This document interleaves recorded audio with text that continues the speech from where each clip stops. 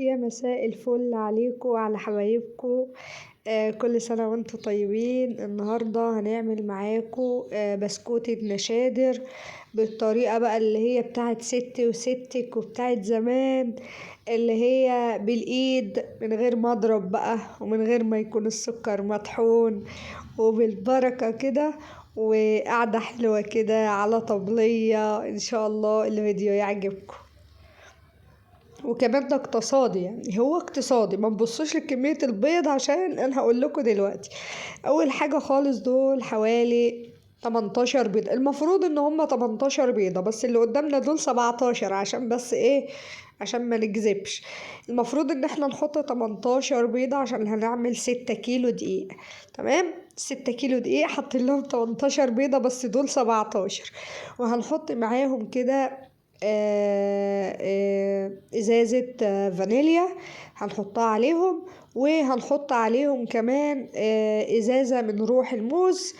وبعد كده خالتي كانت عمالة هتعمل بايديها بقى وبتاع، وتقعد تعمل بايديها زي ايام زمان وكده لانهم متعودين يعملوه كده. بس انا ايه، قلت لها بقول لك ايه، احنا هنقعد طول النهار نعمل كده، انا هروح اجيب لك المضرب بتاعي واجي واعمله لكم بالمضرب. تمام، بس هي كانت ناويه تكمل الموضوع بايديها عادي. فانا رحت جبت المضرب وكان معايا، ما خدتكوش في الكلام، حطينا 18 بيضه وعليهم فانيليا وعليهم ازازه روح الموز. ودلوقتي حطينا عليهم على ال6 كيلو 2 كيلو من السكر. تمام، وبعد ما ضربناهم كويس كده بالمضرب حطينا عليهم نص كيلو من السمنة. نص كيلو من السمنة هي حطت ربع بلدي سمنة زبدة جاموسي وربع سمنة عادية. تمام، وسمنة عادية خالص اللي هي السمنة بتاع الصفايح اللي هي روابي والجنة والحاجات دي، بس دي كانت سمنة جنة تقريبا. وبعد كده طبعا بعد ما دوبنا السمنة بالسكر بالبيض نزلنا عليهم ب6 كيلو من الدقيق، كمية كبيرة طبعا 6 كيلو. وبدأنا كده ايه، والدتي بقى وخالتي الله يدوم الصحة بدأوا بقى ايه يفركوا الدقيق بقى بالمكونات. وبعد كده طبعا جبت حوالي كوبايتين من المية ومتدوب فيهم كيسين من الفروتي، ولو عندك عصير برتقال تقدري تستغني عنه. وعجننا بيهم، كملنا بيهم العجين، وفضينا عليها حوالي نص ازازة من الزيت. يعني بعد ما اتعجن كويس بالفروتي اللي هي كوبايتين ميه وعليهم كيسين فروتي برتقال او كوبايه عصير برتقال، نزلنا عليهم بنص ازازه زيت عشان نكمل العجن ويبقى ملمسه ناعم زي ما انت شفتوا الفيديو اللي فات كده.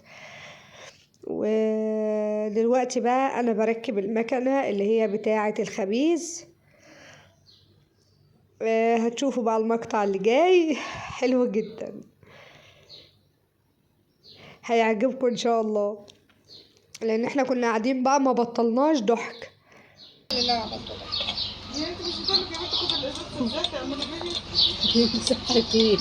طب ما انا بقول لها، بتقول لها انا ركبت المسمار قبل ما اركب الايد، استنى اركب الايد ده الاول.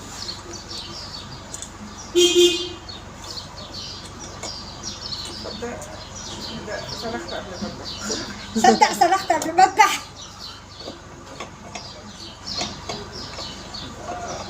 هل انت متأكدة ان هي كده اصلا؟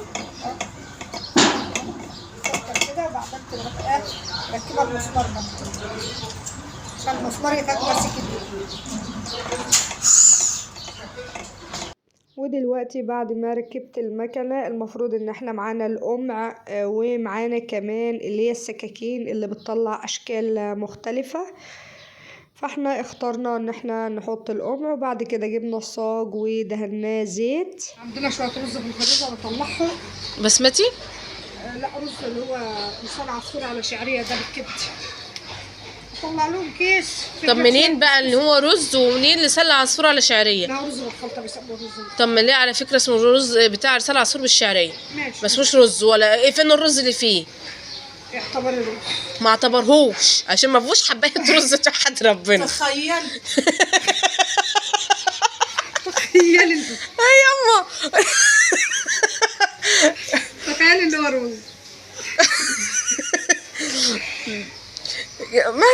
ودلوقتي خالتي طبعا كانت قاعدة بتحط عجين في المكنة وبتلفها، وانا قاعدة كده بقطع، وبعد ما بقطع صابع كده على قد البسكوتة ببرمه كده بايدي عشان يبقى يديني شكل احلى. يعني هو اصلا كده كده طالع من القمع مشرشر، بس انا ببرمه كده زي ما احنا شايفين كده برمه عشان يديني شكل احلى. انا اعرف يبرش، ودلوقتي اعرف طبعا والدتي هي اللي ينفش. قاعدة طب قدام الحمد الفرن، لله. هي اللي بتخبزه في الفرن. هو بيحتاج درجة اللهم صل حرارة على النبي. تكون عالية عشان ما يغيبش في الفرن وينشف.